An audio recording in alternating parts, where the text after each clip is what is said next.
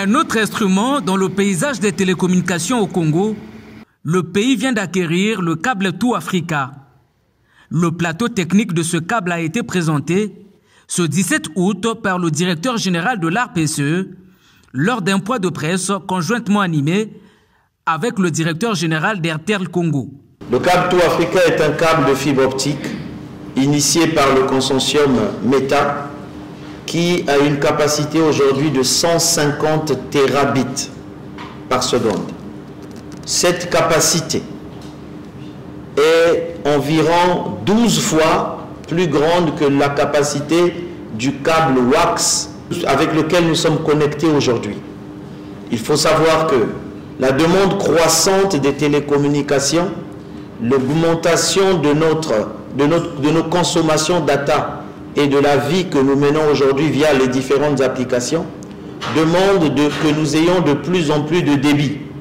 12 fois plus puissant que le câble WAX utilisé actuellement, le câble Tout Africa pourrait faire exploser les débits de l'Internet en Afrique en général et au Congo en particulier, comme le fait savoir ici Lumark Sakala, parlant en même temps des retombées.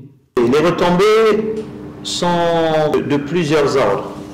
Vous avez déjà le coût. Certainement, le coût qui intéresse les consommateurs va être impacté.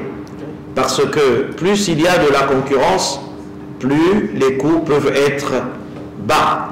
La capacité que donne Internet nous permet d'avoir plusieurs services. Nous pourrons à ce moment commencer à offrir des services que nous n'avions pas encore ici au Congo, qu'on appelle par exemple le triple play. Avec la même box à la maison, vous pourriez désormais avoir aussi bien la télévision, le téléphone et l'Internet. À la question de savoir si le câble Tout Africa sera confronté au même problème que le câble WAX, notamment en termes de dispositions sécuritaires, la réponse ne s'est pas fait attendre. Pour vous rassurer, c'est un câble de dernière génération. Tout est fait pour que de façon pratique, il n'y ait pas d'incident de sécurité, de contact physique ou bien de détérioration au niveau du point d'atterrage. L'ARPCE assure jouer son rôle de régulateur avec l'avènement de cette technologie qui concerne aussi 16 pays africains, dont la RD Congo, le Gabon, l'Afrique du Sud, le Ghana et bien d'autres.